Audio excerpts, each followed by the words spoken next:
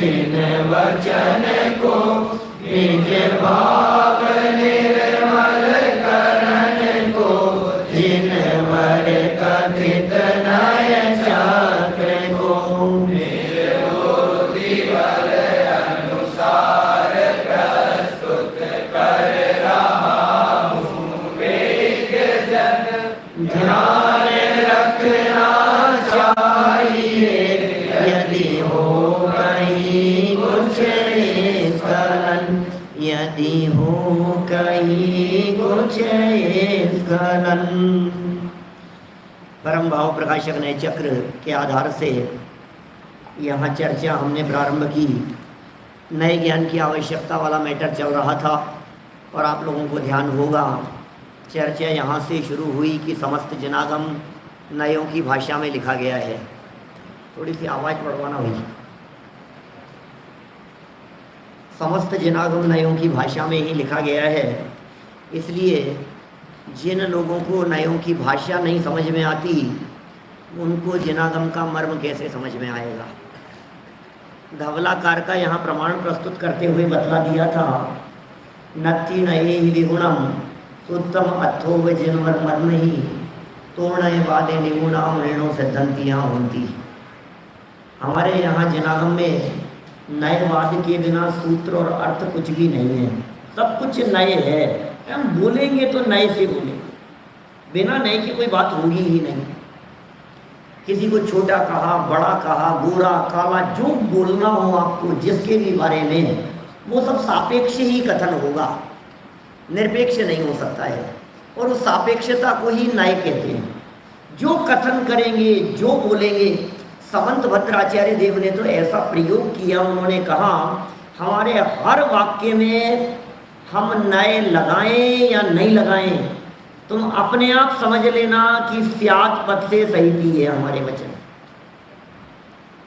हम अनेकांतवादी हैं, हम एकांतवादी नहीं है, इसलिए हमारे हर कथन विवक्षा के साथ में ही होते हैं।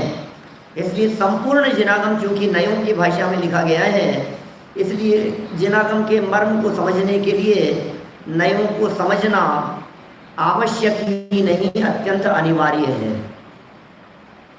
प्रश्न ऐसा उठा सामने से चित्त में कि साहब आप तो कह रहे हो कि जरूरी है और शास्त्र पढ़ने के लिए जरूरी है, शास्त्र का मर्म नहीं जान पाएंगे। पंडित जी हमें शास्त्रों को नहीं, हमें तो आत्मा को पढ़ना है। अब बताओ आपको क्या कहना है। हमें शास्त्र नहीं, आत्मा को पढ़ना है, हमें आत्मानुभूति करनी है, हमें सम्यक दर्शन की प्राप्ति करनी है। क्या सम्यक दर्शन की प्राप्ति में भी कुछ योगदान है? तो फिर माइल धवल स्वामी का एक प्रमाण प्रस्तुत कर दिया, याद होगा, कर लिया होगा आप लोगों ने।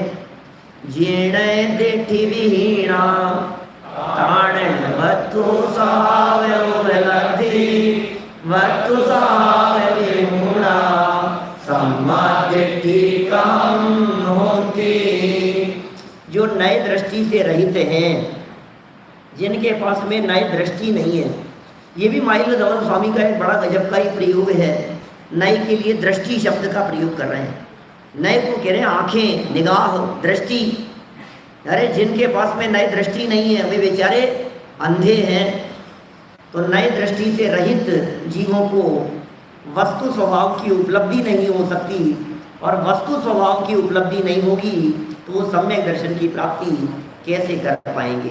इसका मतलब सम्यक दर्शन की प्राप्ति के लिए यदि सम्यक दर्शन की प्राप्ति के लिए मिथ्यात्व का अभाव चाहिए, मिथ्यात्व के अभाव के लिए वस्तु स्वरूप का जानना चाहिए, और वस्तु स्वरूप चूंकि अनेकांतात्मक है तो अनंत धर्मात्मक वस्तु को जानने के लिए नए ज्ञान की जरूरत है। बिना नयों के अनंत धर्मात्मक वस्तु ये ज्ञान का विषय नहीं बन सकती। यहाँ और माइल धवल स्वामी का एक फुटनोट में प्रमाण प्रस्तुत कर दिया था, जय सत्ताणम आई सम्मतम चेतवायु मंडले दाऊ वाय रसूत है नए मूलम अणेयंते। नए मूलम अणेयंते कह करके कह दिया था कि अनेकांत का मूल है नए, नए के बिना अनेकांत नहीं हो सकता है। दो तरह के मूर्ख लोगों की चर्चा भी हमने यहाँ बीच में की थी, वो ध्यान होगा आपको। पहले प्रकार के व्यक्ति तो वे जो नयों की चर्चा को नया चक्कर कह करके निषेध करते हैं, मजाक बनाते हैं। और दूसरे वो जो होशियार बनते हैं। कैसे होशियार बनते हैं? आता जाता कुछ नहीं है, चचे जहाँ निश्चय लगा दिया, व्यवहार लगा दिया। ऐसे लोगों के लिए पुरुषार्थ सिद्धि उपाय की एक पंक्ति यहाँ प्रस्तुत की थी, अत्यंत निश्चित धारम दुराधर्म जन्मरस्य नई चक्रम। जिनेंद्र भगवान द्वारा कहा गया ये नई चक्र बहुत तीक्ष्ण धार वाली तलवार के समान है, जिससे बालकवत खेलना खतरे से खाली नहीं होगा। अशेष बच्चे की जैसे खेलोगे उस पैनी धार वाली तलवार से तो हाथ पांव कटा बैठोगे, जान से हाथ धो बैठोगे, और क्या होगा? तो क्या करें साहब? तो कहा गुरुवो भवंती शरणम प्रबुद्ध नई चक्र संचारा। योग्य गुरु ही उसके लिए शरणभूत है। योग्य गुरु के निर्देशन में जिस तरह से तलवार चलाने का अभ्यास किया जाता है, अरे छोटे बच्चे यदि चाकू का भी उपयोग कर रहे हों, कैंची का उपयोग कर रहे हों, तो उसके माता पिता, घर के बड़े लोग ये कहते हैं अरे तुझे कैंची चलाना आता है क्या? कैंची चलाना नहीं आता तो कैंची से उपयोग नहीं लेना। या योग्य माता पिता के निर्देशन में, गुरुओं के निर्देशन में कैंची चलाना सीखना कैसे? सीखना क्या? नहीं नहीं नहीं, सीखना पड़ेगा। हर चीज को सीखना पड़ता है। योग्य गुरु के निर्देशन में डांस करना सीखना, योग्य गुरु के निर्देशन में लिखना पढ़ना सीखना, योग्य गुरु के निर्देशन में दवाई लेना सीखना, क्या लेना है, उपचार कैसे करना है, सबके लिए योग्य गुरु की जरूरत है। फिर यहाँ नयों को समझने के लिए, जनवाणी का अभ्यास करने के लिए बोले इसके लिए भी योग्य गुरु चाहिए। तो बोले कौन से योग्य गुरु चाहिए? वो योगा वाले गुरु काम आ जाएंगे क्या? बोले नहीं, दिमाग ठीक है तेरा, योग के लिए योगा वाले काम आएंगे। तबीयत, शरीर की तबीयत ठीक करने के लिए शरीर वाले डॉक्टर काम आएंगे। तो बोले कौन से गुरु भवंती शरणम की चर्चा कर रहे हो? तो पुरुषार्थ सिद्धि उपाय का चौथा श्लोक यहाँ बतला दिया। मुख्योपचार विवरण निरस्त दुस्तर विनेय दुर्बोधा व्यवहार निश्चय अज्ञा प्रवर्तयन्ते जगति तीर्थम। फिर एक श्लोक प्रस्तुत कर दिया था। गुरु के 3 लक्षण बतला दिए थे। वही गुरु गुरु कहलाने के योग्य है जिसमें 3 बातें आएगी। 3 बातें जिसके जीवन में होगी वो गुरु कहलाने के योग्य है। पहला तो ये कि चूंकि मैं शिष्य हूं इसलिए मेरी समस्याओं का समाधान जिनसे होगा वो मेरे गुरु हैं। शिष्यों के अज्ञान अंधकार को दूर करने के लिए माने वो परिपक्व हो जो शिष्य की शंकाओं का समाधान कर सके। नंबर 2, निश्चय व्यवहार के ज्ञाता हो। व्यवहार निश्चय अज्ञा, व्यवहार और निश्चय के ज्ञाता होने चाहिए। और 3 नंबर, धर्म तीर्थ का प्रवर्तन करने वाले हों। जगत में धर्म तीर्थ का प्रवर्तन करने वाले होंगे, ऐसे गुरु ही वास्तव में योग्य गुरु हो सकते हैं। क्योंकि हमें धर्म समझना है और जिन्होंने धर्म के अलावा दूसरा कोई धंधा अपना रखा है तो वे क्या धर्म समझे होंगे और क्या धर्म समझाएंगे।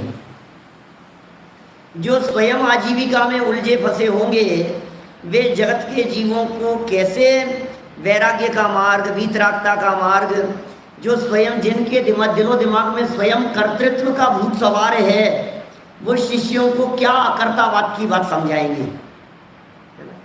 जो स्वयं वैरागी परिणति के नहीं हैं वे जगत में शिष्यों को कैसे सही उपदेश दे पाएंगे। इसलिए योग्य गुरु के ये 3 लक्षण यहाँ बतलाए गए। चलिए इसी प्रसंग में थोड़ा सा और आगे बढ़ते हैं। 3 नंबर पेज पर देखिए, आगे पेज बदल करके 3 नंबर पेज पर।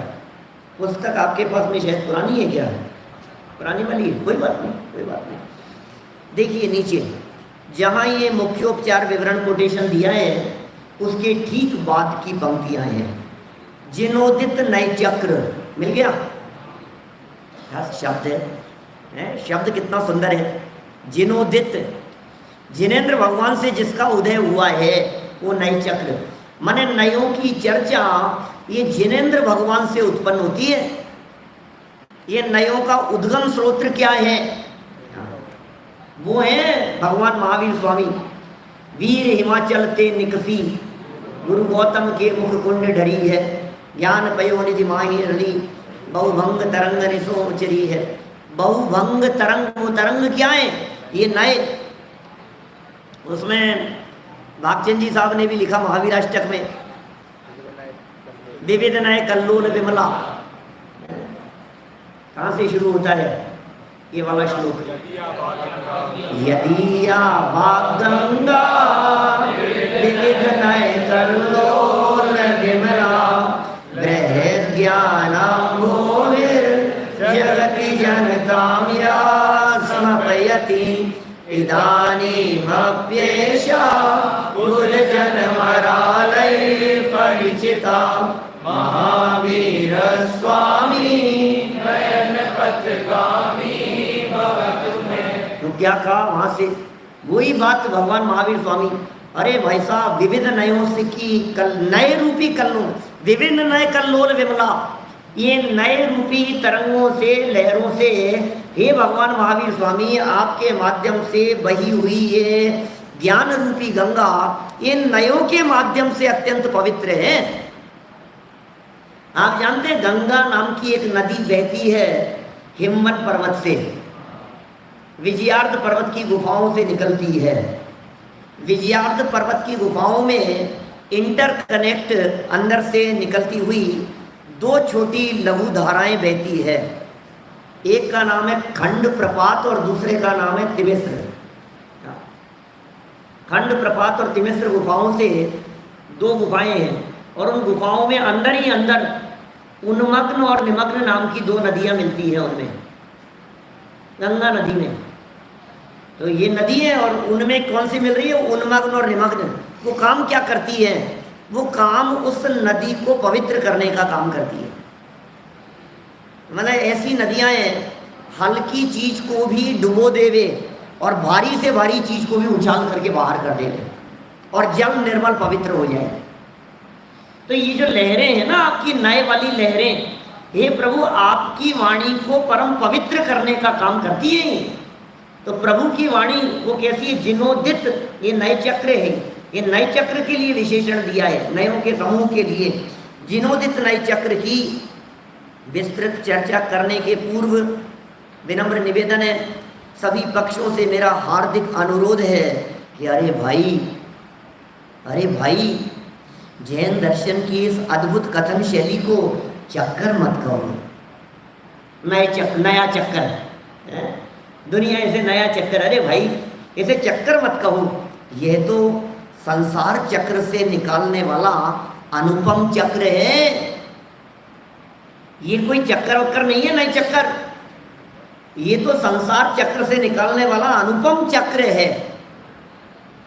नए चक्र संसार चक्र से निकालकर सिद्ध चक्र में मिला देने वाला एक अनुपम चक्र है।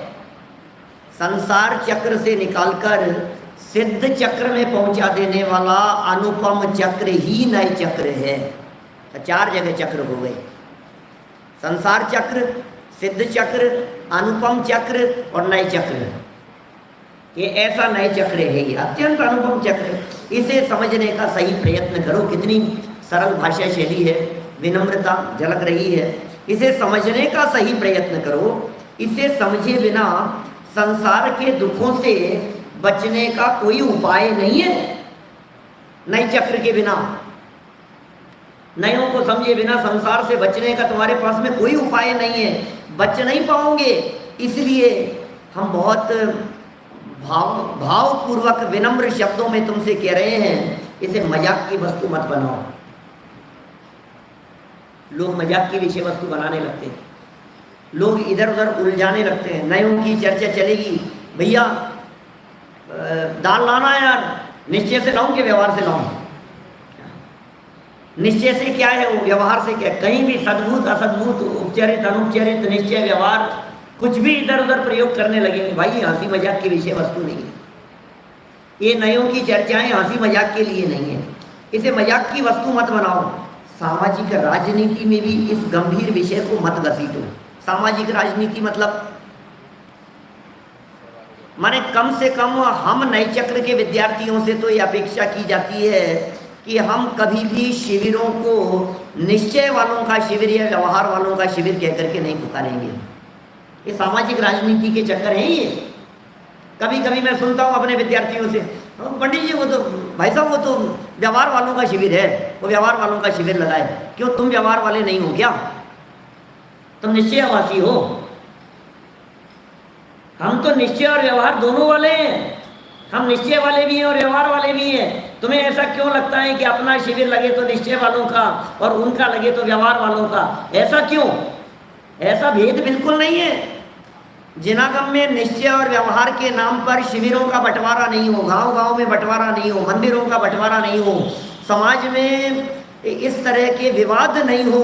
इसकी जिम्मेदारी किसी और की नहीं है, इसकी जिम्मेदारी अपन लोगों की है। पुष्प, ये अपनी जवाबदारी है, ये अपनी जिम्मेदारी है। समाज में झगड़े होते हैं, विद्वान लोग नादान बनकर के समाज में इधर उधर जाते हैं तो झगड़ा फैलाने का काम करते हैं। ये कह रहे हैं सामाजिक राजनीति में मत घसीटो, निश्चय व्यवहार का यथार्थ स्वरूप समझो। सामने वाला यदि नहीं समझ पा रहा है तो उसे समझाओ। और कैसे समझाओ? टोडरमल जी की स्टाइल में, भैया तुम जो कह रहे हो, तुम जो कर रहे हो सो तो ठीक, परंतु क्रिया मात्र में ही धर्म नहीं है, समझो तो सही। समझ में आ रही है बात? आप उसे प्यार से समझाएंगे सामने वाले व्यक्ति को तो समझ में आएगी। और आप कहो सब बेकार है, सब झूठ है, कुछ होने वाला नहीं है इससे, इससे तो क्या होगा, आनंद बार कर लिया है, तो सामने वाला कहे सुनेगा ही नहीं आपकी बात, झगड़ा खड़ा हो जाएगा। हमें झगड़ना नहीं है। हर विवाद का हल हो सकता स्यादवाद के द्वारा। स्यादवाद है, मत घसीटो इसे, गंभीर राजनीति का विषय मत बनाओ, इसे मत घसीटो, इसका यथवा तथवा प्रयोग भी मत करो। इसे समझो, इसकी प्रयोग विधि में कुशलता प्राप्त करो। इसमें ही सार है और सब तो संसार है, वह संसार परिभ्रमण का ही साधन है। बाकी सब तो संसार है भैया। जिनागम को समझे बिना, वस्तु स्वरूप को समझे बिना, आत्मा परमात्मा को समझे बिना, अपने आप को जाने पहचाने बिना, बाकी तो सब संसार है, बाकी तो सब उलझन है। इसलिए अपने को जानने में ही उपयोग लगाओ, नयों को जानने में उपयोग लगाओ।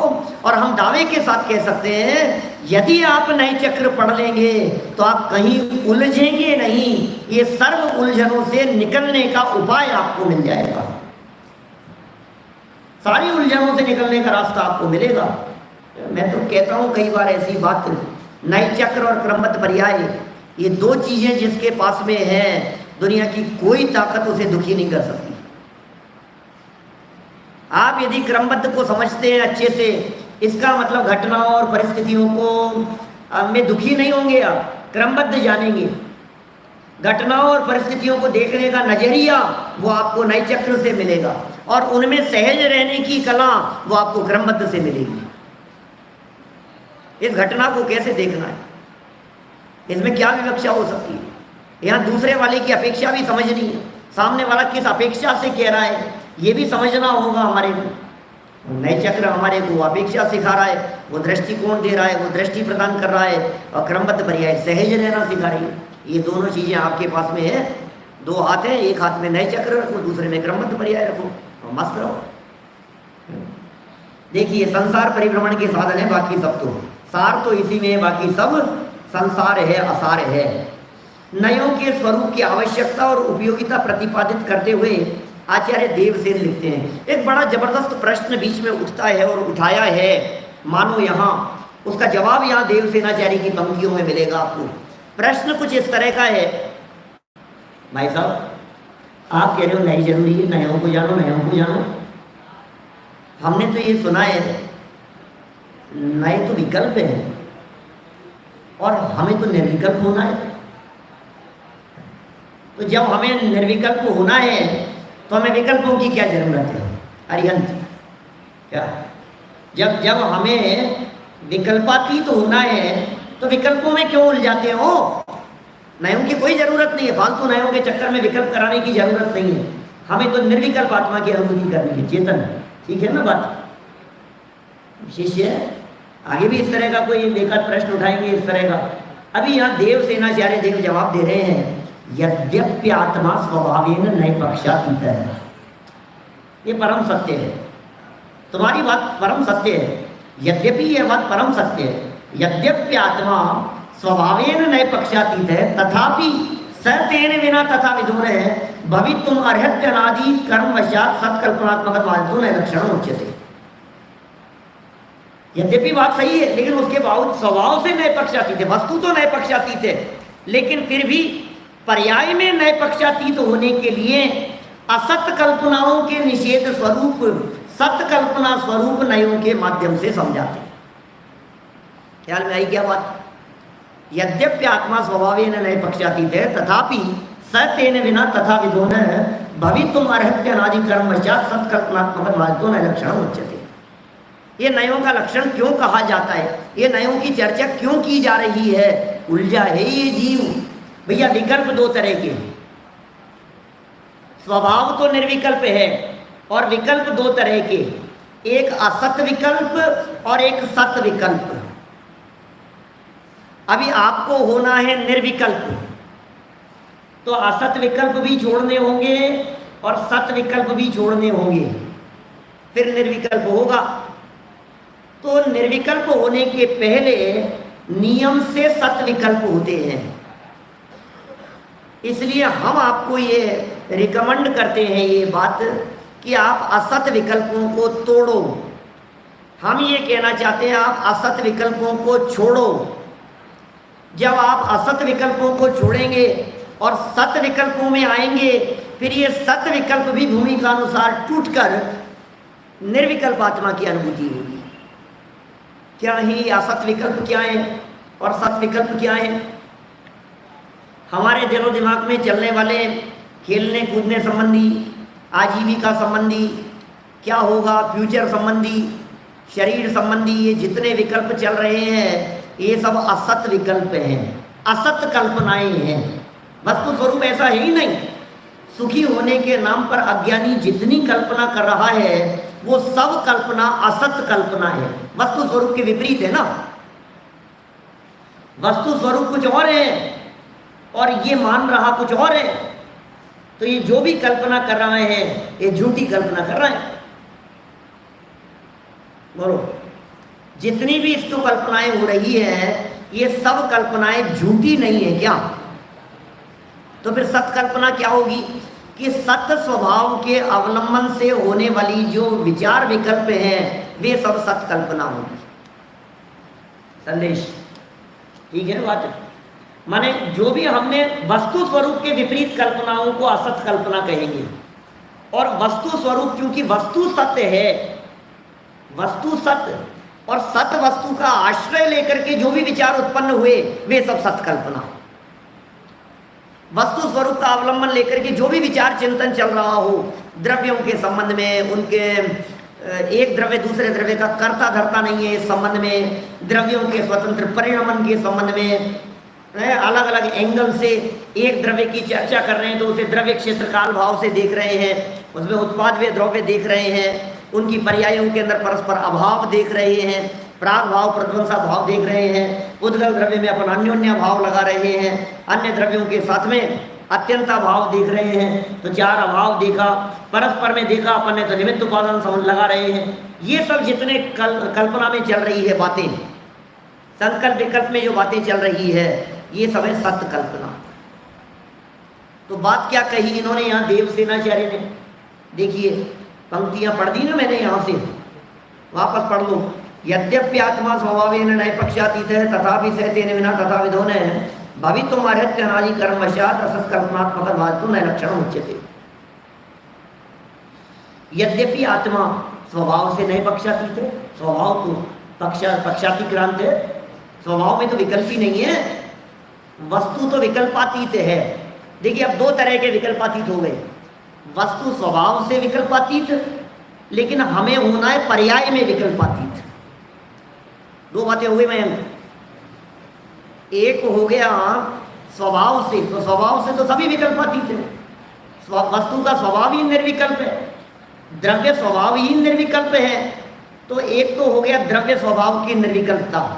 अब द्रव्य स्वभाव की निर्विकल्पता का अवलंबन लेने वाले व्यक्ति वर्तमान पर्याय में निर्विकल्प हो जाते हैं। आपका लक्ष्य क्या है? यदि स्वभाव निर्विकल्प है, विकल्पातीत है, नए पक्षातीत है, नए पक्ष माने नए विकल्प, और नए पक्षातीत माने विकल्पातीत। फाइनल वालों ने समय सार में पढ़ा होगा पक्षातिक्रांत वाली गाथाएं, 142, 143, 144 जो कर्ता कर्माधिकारी की अंतिम गाथाएं हैं वो पक्षाति ग्रंथ की चर्चा है। यह एव मुक्त्वा नय पक्षपातम स्वरूप गुप्ता निवसन्ति नित्यम विकल्प जालय च्युत शांति चित्तास्त एव साक्षात अमृतम पिबन्ति। तो ये सब चर्चाएं जो है पक्षाति क्रांत, बड़ी सुंदर चर्चा है। वहाँ पक्षाति क्रांत होने की विधि बतलाई है, सफाई आप लोगों ने पिछले वर्ष पढ़ी है, फाइनल वालों ने, आप लोग अगले साल पढ़ेंगे। ये कह रहे हैं नए पक्षातीत है, स्वभाव तो ऐसा ही है, तथापि फिर भी वह आत्मा नए ज्ञान के बिना पर्याय में नए पक्षातीत होने में समर्थ नहीं है। एक है स्वभाव और दूसरा है उस स्वभाव के अवलंबन से प्रकट होने वाली वर्तमान पर्याय। तो वर्तमान पर्याय में नए पक्षातीत होने के लिए क्या करूं? कह रहे हैं क्या करना है? नए ज्ञान के बिना समर्थ नहीं है, अर्थात विकल्पात्मक नए ज्ञान के बिना, जब तक विकल्प नहीं होंगे तब तक निर्विकल्प कैसे होगा? अरे विकल्पात्मक नए ज्ञान के बिना निर्विकल्पक माने नए पक्षातीत आत्मानुभूति संभव नहीं है। क्या कह रहे हैं? विकल्पात्मक के बिना निर्विकल्प होने के लिए विकल्प तो चाहिए, विकल्प ही नहीं है, निर्विकल्प हो जाएगा। किसी चीज को पार करने के लिए वो चीज तो होनी चाहिए, जब तक वो चीज नहीं होगी तब तक उससे पार कैसे होंगे? मानस, ठीक है ना? माने जिससे हमें पार होना है पहले वहां तो आना पड़ेगा। जैसे अब रोड क्रॉस करना है हमारे को, तो रोड क्रॉस करना है, पार जाना है, तो रोड पर तो आना ही पड़ेगा। विकल्पों से पार होना है तो विकल्प तो जरूरी है। बहुत सारे एग्जाम्पल देकर के आगे जब निर्विकल्प अनुभूति की चर्चाएं करेंगे, इस निश्चय व्यवहार वाले प्रकरण को संपन्न करते समय, तब वो सब चर्चाएं करेंगे अपन। अभी मैं यहाँ उसको दिशा उस तरफ नहीं घुमाना चाह रहा हूँ, नहीं तो फिर वही सारे उदाहरण देकर के चर्चाएं की जा सकती है। साबुन लगाना भी है और हटाना भी है और नाव में बैठना भी है और नाव से बहुत बहुत बातें हैं सब। बैठेंगे नहीं तो क्या होगा? फिर आगे चल करके कई है चर्चाएं कि यदि बैठेगा नहीं तो रहेगा इस पार, और बैठ करके उस पार जाके उतरेगा नहीं तो रहेगा मंझधार। दोनों में ही उस पार नहीं है। उस पार उतरने के लिए बैठना भी पड़ेगा और उतरना भी पड़ेगा। कि साहब जब उतरना ही है तो फिर बैठना क्यों? जब उतरना ही है हमारे को, बैठने की बात क्यों करते हो? कि नहीं, ऐसा ही है, स्वरूप इसी तरह का है। 50 उदाहरण दिए जा सकते हैं इस संदर्भ में, ये जो प्रसिद्ध उदाहरण है। बाकी फैलाना और फिर समेटना, भोजन बनाते समय फैलाया भी जाता है फिर समेटा भी जाता है। कि जब समेटना ही था तो फिर फैलाया क्यों था? कि फैलाएंगे नहीं तो बनेगा नहीं। कि साहब जब बन गया तो फिर समेट क्यों रहे हो? तो समेटेंगे नहीं तो फिर फैला ही रहेगा, गंदगी रहेगी। तो दोनों तरह से बात को देखना पड़ेगा। देखिए, क्योंकि अनादिकालीन कर्मवश से, कर्म के वश से, अनादिकालीन कर्मवश से यह असत कल्पनाओं में उलझा हुआ है। क्या करें? कर्मों के वश से ये जीव अनादिकाल से असत कल्पनाओं में उलझा हुआ है, खोटे विकल्पों में उलझा हुआ है, व्यर्थ के बातों में उलझा हुआ है। अतः सत्कल्पना रूप, सत्कल्पना रूप क्या है? सत्कल्पना, सत्कल्पना क्या चीज है? तो कहते हैं सत्कल्पना रूप अर्थात सम्यक विकल्पात्मक नय, ये है सत्कल्पना। सत्कल्पना किसे कहें? सम्यक विकल्पात्मक नयों को सत्कल्पना कहते हैं, या नय के रूप में की जाने वाली कल्पना वो सत्कल्पना है, और नयाभास वे सब असत्कल्पना है। मिथ्या एकांत वे असत कल्पना है और सम्यक एकांत वो सत्कल्पना है। तो अर्थ कर सकते हैं, असत कल्पना को समझा सकते हैं क्या चीज है? यदि आपसे 2-2, 3-3 लाइन में पूछें ये प्रश्न कि असत कल्पना क्या होती है और सत्कल्पना क्या होती है, तो फिर आप क्या कहेंगे? ऐसी बात मत कहना कि शेख चिल्ली जैसी कल्पनाएं करना तो असत कल्पनाएं, कुछ भी उठपटांग बातें सोचते रहना, वो ध्यानाविष्ट जैसी चर्चा जो की है, मैं भैंसा हूँ, ऐसे बड़े बड़े सिंहों जैसी कल्पना कर रहे हैं। 96 नंबर गाथा, समय सार गाथा 96, अमृत चंद्राचार्य देव ने भूताविष्ट और ध्यानाविष्ट की चर्चा की है। भूताविष्ट जैसे भूत लग गया है और ध्यानाविष्ट, तो ध्यानाविष्ट की चर्चा किन के लिए की है? भूताविष्ट की चर्चा तो की मोरा द्वेष आदि का कर्ता भोक्ता मानने वाला, और ध्यानाविष्ट की चर्चा की पर द्रव्यों के का कर्ता भोक्ता मानने वाला। कुछ ख्याल में है, कुछ बातें, कोई प्रकरण ख्याल में है? समय हो गया थोड़ा सा ज़्यादा पड़े हुए, कुछ महीनों निकल गए, 6 महीने 8 महीने निकल गए होंगे, 6-7 महीने। ख्याल में रहनी चाहिए सब बातें। माने वो कल्पना कर रहा है, पूरी कल्पना कर रहा है, वो वस्तु स्थिति नहीं है, वो पागलपन है उसके दिमाग में जो भी है। तो पर पदार्थों के साथ में जो हमारी एकत्व ममत्व कर्तृत्व भोक्तृत्व बुद्धि है, वो पागलपन है, और उस पागलपन को यहाँ असत कल्पनाएं कह करके पुकारना है। सर्वथा हवा में नहीं, जो भी कमाने धमाने संबंधी में गोरा हूँ, काला हूँ, मोटा पतला हूँ, कमजोर बहुत हो गया हूँ, अब तो ठीक है, ये जो कल्पनाएं हैं, ये सारी कल्पनाएं भी ऐसी ही कल्पनाएं। अब मैं ऐसा पढ़ लूँगा, अभी तो सेशन शुरू हुआ है, इस बार तो ऐसा करूँगा कि सारे सब्जेक्ट को अच्छे से पढ़ लूँगा मैं, और फिर जो भी प्रश्न आएगा सबका जवाब मेरे को मिलेगा ही, क्योंकि जब पूरी तैयारी होगी तो क्या होगा, सारी बातें जानने समझने में आएगी। तो भैया झूठी कल्पनाएं हैं, जो जैसा होगा वैसा होगा, प्रयत्न पुरुषार्थ की पूर्वक किए जाते हैं वो अलग बात है। मैंने मिथ्या विकल्पों में नहीं उलझे, सम्यक विकल्पात्मक नयों का स्वरूप कहते हैं। इस तरह नए ज्ञान की आवश्यकता हो गई, उपयोगिता हो गई, प्रेरणा हो गई। यार क्यों पीछे पड़े हो हमारे? नहीं पढ़ना चाहते हम, नहीं, मत पढ़ाओ हमारे। मैंने जबरदस्ती पहले विकल्प कराओगे, फिर विकल्पातीत होने की, आखिर पहुंचाना तो वही है ना, हमें नहीं पढ़ना है। कि सुनो, हम तो वैसे ही पार लग जाएंगे। मुझे एक बात बतला दो, सम्यक दर्शन, आत्मानुभूति, वेद विज्ञान, इन सारी चीज़ों के लिए यदि नए चक्र पढ़ना इतना ही जरूरी है, तो नरक में जिन नारकियों को सम्यक दर्शन होता है वहाँ नए चक्र कौन पढ़ाता है? तुम जाते हो पढ़ाने के लिए? कौन जाकर के पढ़ाएगा वहाँ? त्रियंचों को सम्यक दर्शन कैसे हुआ? शेर के जीव को सम्यक दर्शन हुआ, 2-4 मृद्धिधारी मुनिराजों ने आकर के उपदेश दिया, तो सबसे पहले नए चक्र पढ़ाया होगा ये। तो हम सबसे पहले ये पढ़ाया होगा, देखो भाई शेर, एक बात समझ लेना, नए के बिना सम्यक दर्शन नहीं होगा। तो तुम सबसे पहले नए चक्र समझो, 5-10 मिनट नए चक्र समझाया होगा, फिर कैसे हो गया सम्यक दर्शन? इसलिए हम ये कहते हैं नयों की जरूरत नहीं है, बिना नयों की काम हो जाएगा, वही ज़्यादा ठीक है। तो फिर आचार्य माइल धवल स्वामी की 2 पंक्तियां प्रस्तुत करते हुए कहते हैं, भाई तेरे को पार तो होना है ना, ये तो ठीक है ना कि हाँ पार तो होना है, दुखों से पार तो होना है, दुखों से मुक्ति तो चाहिए।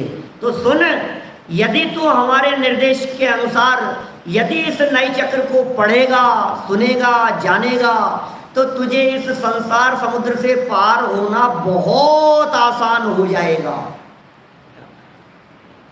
पहले ये नक्की कर, इच्छा है या नहीं? जय इच्छा उत्तरी दुमन्नाण महो वयम सुलीलाए। क्या ये इच्छा है या नहीं तुझे? जय इच्छा उत्तरी दुमन्नाण महो वयम सुलीलाए ताण आदम पुणे मयीम नए चक्कम दुणे तिमिर मत्तंडे। गाथा प्रस्तुत कर दिया। तो क्या करना? जय इच्छा है, क्या इच्छा है? उत्तरिदुम, पार होने की।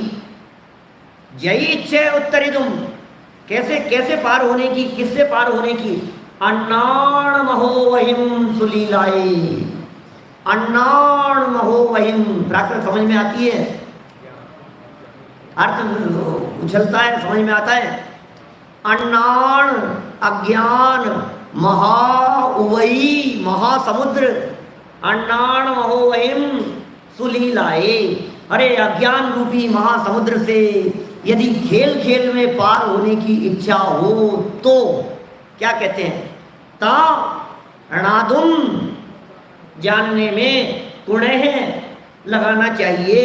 मयिम, मई मई मयिम, मति को। ताण आदुम पुण्य मयिम, तो अपनी मति को लगाना चाहिए। किसमें? नए चक्के दुणय तिमिर मत तंडे। नए चक्के, नए चक्र में दुणय तिमिर मत तंडे, दुर्नय रूपी अंधकार के लिए मारतंड के जैसा है। मारतंडे क्या? दुणय तिमिर मत तंडे, दुर्नय रूपी अंधकार के लिए जो नए चक्र साक्षात मारतंड के समान है। सूर्य के समान है। ऐसे नयों को जानने में ताणादुम कुणय महिम ताणादुम कुणय महिम नय चक्के दुणय तिमिर मत्तंडे जय इच्छा उत्तरित मन्नाणम अहोयम सुलीलाए। जय इच्छे उत्तरित मन्नाणम अहोयम सुलीलाए ताणादुम कुणय महिम नय चक्के दुणय तिमिर मत्तंडे।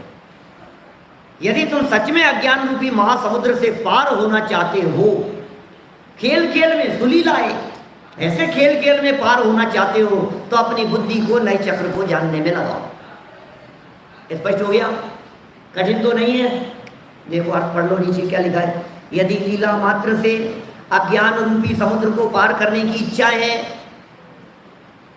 यदि लीला मात्र में खेल खेल में किससे अज्ञान रूपी समुद्र से पार करने की इच्छा है। साहब इच्छा तो बहुत है, लेकिन समुद्र पार करना कोई मजाक का काम है क्या?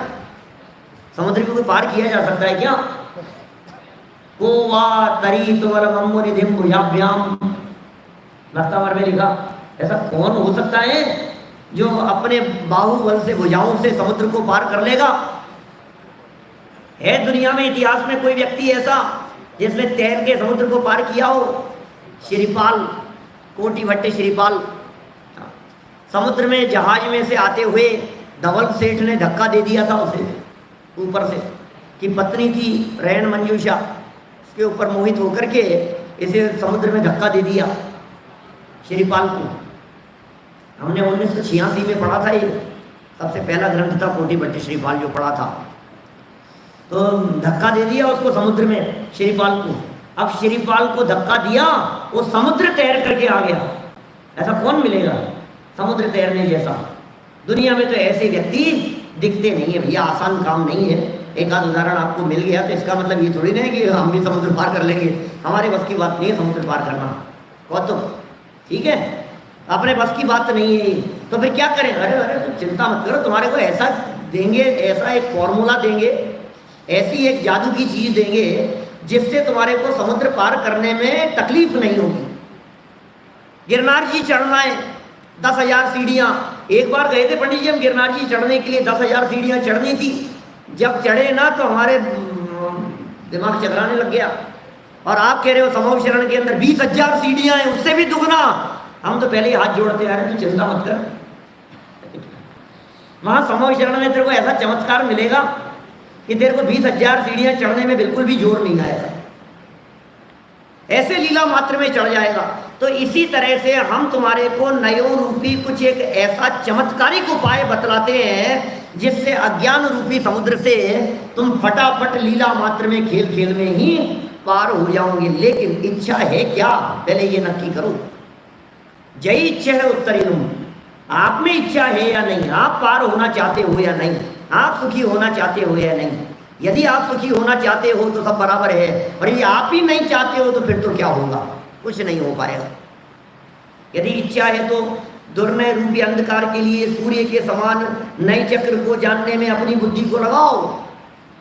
अपनी बुद्धि को नए चक्र को जानने में लगाओ, इधर लगाओ, अपनी बुद्धि को कहीं और मत लगाओ। फिर ये कहता है यार आप तो हाथ धो के पीछे पड़ गए, कह दिया नहीं पढ़ना हमारे को नए चक्र, कि तो बहुत बेनिफिट मिलेगा। सुन तो सही, समझ तो सही। अरे नहीं चाहिए हमारे को बेनिफिट। कई बार कई इस तरह के लोग होते हैं जो ये कहते हैं भैया एक बिजनेस बतला रहा हूँ तुम्हारे को, कर लो बहुत लाभ मिलेगा। क्या हमें नहीं करना? अरे नहीं बहुत प्रॉफिट का है, सुनो तो सही हमारी बात। ऐसी स्कीमें बतलाने वाले तुम्हारे को दुनिया में कई मिलेंगे, बहुत मिलेंगे। और समझदार व्यक्ति ये कहता है मुझे नहीं करना ना यार, क्यों पीछे पड़े हो यार, नहीं करना है। आप नए चक्र पढ़ा रहे हो तो हमारे पीछे पड़ गए, नए पढ़ो नए पढ़ो नए पढ़ो, घुमा फिरा करके।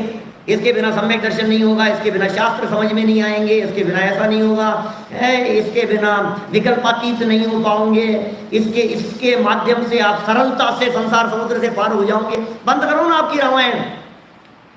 तो सुनो भैया, फिर माइल में धवल आचार्य बात कहते हैं, जब सीधी उंगली से घी नहीं निकलता है तो फिर क्या करना पड़ेगा? उंगली टेढ़ी करनी पड़ेगी। सीधे सीधे नहीं समझ रहे हो, या प्यार से समझा रहे हैं, तुम समझ ही नहीं रहे हो बात को। सुनो, जब सामने वाले को ये कहा जाता है कि इससे बहुत प्रॉफिट होगा, और सामने वाला समझने को तैयार नहीं हो, तो फिर उसे कहते हैं देख भाई ठीक है, तुझे नहीं करना है तो मत कर, लेकिन तू नहीं करेगा तो तुझे नुकसान बहुत होगा। ये क्या बात कर रहा है, नुकसान क्यों हो जाएगा, नुकसान किस बात का है, नहीं करूंगा तो नहीं करूंगा, प्रॉफिट ही तो नहीं होगा, माइनस में क्यों जाएगी गाड़ी, माइनस क्यों होगा। अक्षर समझ में आ रही है बात। देखिए क्या कह रहे हैं यहाँ, ये कह रहे हैं माइनस में चले जाएगी। बोले कैसे चले जाएगी कि लवणम नयनम भणियम नैचक्कम सैल सत्य शुद्धिरम सम्मावी सोम इच्छा जीवाणम सुणय मकरहियाणम। ओ सच्चे शास्त्र भी झूठे हो जाएंगे तेरे लिए, इस गलत फहमी में मत रहे। लवणम नयनम भणियम नैचक्कम सैल सत्य शुद्धिरम, ये जो नय चक्र है ये नमक के समान कहा है, समस्त शास्त्रों की शुद्धि का कर्ता कहा गया है। लवणम वैणम भणियम नैचक्कम सयल सत्य शुद्धिरम। और होता क्या है उससे, सुनो इसके बिना क्या होगा, जरा रेड लाइट है, ये रेड अलर्ट है, ऐसा समझ लो, रेड लाइट नहीं रेड अलर्ट है। फिर क्या अलर्ट है, सम्मावीय सुम इच्छा जीवाणम सुनय मग्रहियाणम। अरे यदि तुम्हें नय का ज्ञान नहीं है, यदि तुमने नय चक्र नहीं पढ़ा, यदि तुम नयों की गहराई में नहीं गए, तो तुम्हारे लिए सच्चे शास्त्र भी मिथ्या हो जाएंगे, सच्चे शास्त्र भी मिथ्या हो जाएंगे। ऐसी बात करते हो, सच्चे शास्त्र मिथ्या हो जाएंगे, कैसी बातें कर रहे हो, गले नहीं कर रही हमारे ये बात समझ में नहीं आई। क्यों हो जाएंगे भैया, समय सार मिथ्या हो जाएगा। हम नियम सार पढ़ेंगे तो मिथ्या हो जाएगा, हम गोमट सार पढ़ेंगे तो मिथ्या हो जाएगा कि हाँ गोमट सार पढ़ोगे तो मिथ्या हो जाएगा, समय सार पढ़ोगे तो मिथ्या हो जाएगा। समय सार को मिथ्या कह रहे हो कि हम समय सार को मिथ्या नहीं कह रहे, समय सार तो अमृत है, लेकिन समय सार रूपी अमृत जब तुम्हारी बुद्धि में प्रवेश करेगा तो चूंकि बुद्धि में तुम्हारे नय की योग्यता नहीं है, इसलिए वो अमृत अंदर प्रवेश करने पर जहर ही बनेगा। समय सार 317 नंबर गाथा में लिखा, गुड़ दूध पीता हुआ भी निर्विष न होता सर्प ज्यों। गुड़ दूध पीता हुआ भी सर्प निर्विष नहीं होता, 317 नंबर गाथा। क्या लिखते हैं वहां, भली भांति शास्त्र पढ़ के कुछ होने वाला नहीं है। सर्प को कितना दूध पिलाओ और गुड़ दूध पिलाओ, मीठा पिलाओ, क्या बनेगा, जहरी बनेगा।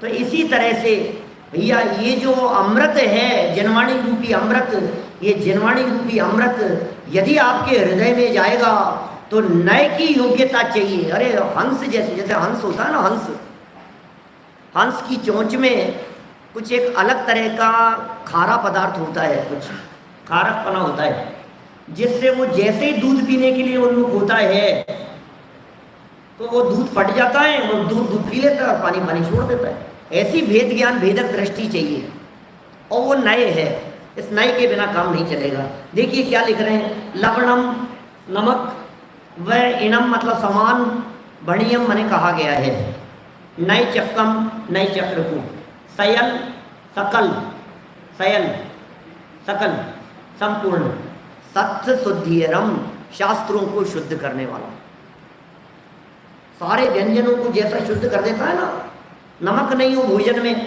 सब नीरस हो जाता है, सब बेकार हो जाता है। सयल सत्य शुद्धिरम, इसी तरह से यदि जनवाणी में नए नहीं हो, नए प्रयोग नहीं हो, तो सारे शास्त्र झूठे हो जाएंगे। कैसे हो जाएंगे, सम्मा माने सच्चे भी, सम्मा भी है, सच्चे भी, सु मतलब श्रुत शास्त्र, मिथ्या झूठे हो जाएंगे, सच्चे शास्त्र भी झूठे हो जाएंगे। जीवाणम जीवों के लिए, कैसे, सुनय मग रहियाणम, सुनय के मार्ग से रहित जीवों के लिए, मोहित, ठीक है, सुनय के मार्ग से रहित जीवों के लिए सच्चे शास्त्र भी मिथ्या हो जाते हैं। कैसे मिथ्या हो जाते हैं, शास्त्र मिथ्या नहीं होते, लेकिन शास्त्र पढ़ पढ़ करके ये जीव निश्चयवासी हो जाता है। निश्चयवासी शास्त्र पढ़ने वाले मिलेंगे, व्यवहारावासी हो गया, उभयावासी हो गया, आखिर ये आवासी कहां से जन्मे हैं बताओ। अब जो जैन कुल में जन्मे हैं और जैन शास्त्रों का अभ्यास करके भी मिथ्या दृष्टि बने रहे, जैन शास्त्रों को पढ़ करके भी मिथ्या दृष्टि। निश्चयवासी कौन है, आत्मा को शुद्ध शुद्ध मान करके स्वच्छंदी होने वाला वो निश्चयवासी है। तो कहाँ से पढ़ा आत्मा की शुद्धता की चर्चा? बने शास्त्रों में। व्रत शील संयम आदि को धर्म मान करके उसमें उलझने वाला व्यक्ति कि कैसे उलझने लग गया? शास्त्रों को पढ़ करके। तो यदि नए ज्ञान नहीं होगा तो शास्त्रों को पढ़ करके भी हम मिथ्यात्व का ही पोषण करेंगे। निश्चयाभास, व्यवहाराभास और उभयाभास जैसी विपरीत वृत्तियां पनपने लगेंगी। देखिए, पढ़ लेते हैं, पूरी करते हैं बात को। जैसे नमक सब व्यंजनों को शुद्ध कर देता है, सुस्वाद बना देता है, वैसे ही समस्त शास्त्रों की शुद्धि का कर्ता इस नए चक्र को कहा है। सुने से के ज्ञान से रहित जीवों के लिए सम्यक श्रुत भी मिथ्या हो जाता है। तो इस तरह सच्चे नयों के ज्ञान से रहित जीवों के लिए सच्चे शास्त्र भी मिथ्या हो जाते हैं। इस प्रकार नयों का पढ़ना अत्यंत आवश्यक है, अनिवार्य है, कंपलसरी है। इसके बिना बचने का कोई उपाय नहीं है। इसके अलावा कहते हैं दूसरा कोई रास्ता नहीं है। अन्यथा शरणम नास्ति, इसके अलावा दूसरी कोई शरण नहीं है। इसलिए नयों को जानने में अपने उपयोग को लगाओ। अब देखो, सुनना, ध्यान देना, अंतिम बात कहता हूँ। इतनी उपयोगिता बतलाई, इतनी उपयोगिता और आवश्यकता बतलाई, तो पंडित जी बहुत अच्छी बात कही। अब तो हम नए चक्र ही नए चक्र पढ़ेंगे। तो बोले सुन, लवणम वैणम कह करके माइल धवल स्वामी ने इतना कह दिया कि भैया सुन, इसको नमक के जितना ही समझना। नमक नहीं हो तो भोजन नीरस हो जाएगा। नमक के बिना रोटी नहीं होती है, नमक के बिना सब्जी नहीं होगी, नमक के बिना नमकीन नहीं होगी, नमक के बिना कुछ भी नहीं होगा। जो भी आप खा रहे हैं, नमक के बिना तो सब नीरस हो जाता है भोजन। आज तो पंडित जी ने प्रवचन में नमक की बहुत उपयोगिता बतलाई। आज भोजन के लिए आ रहे हैं तो क्या करना है, इनको भोजन की थाली में नमक ही परोसना। नमक की बहुत उपयोगिता है ना। अरे नहीं भाई, ऐसा नहीं हो जाए कि भोजन गायब हो जाए और नमक ही नमक रह जाए, ऐसा नहीं हो जाए। इसी तरह से हमारी लाइफ में नए चक्र ही नए चक्र रह जाए और जो जिनवाणी जिसको पढ़ना था नयों के माध्यम से वो छूट जाए, ऐसा नहीं हो जाए। इसलिए नयों को तो पढ़ना है, लेकिन नए के लिए नहीं पढ़ना है। नए हमें अन्य ग्रंथों और जनवाणी के मर्म को समझने के लिए पढ़ना है। इस तरह नयों की उपयोगिता को जानकर हम सब अपना कल्याण करें, इसी भावना से बात को यहीं विराम देता हूँ। नयों के सामान्य स्वरूप की चर्चा कल प्रारंभ करेंगे। ठीक है। बोलो महावीर भगवान की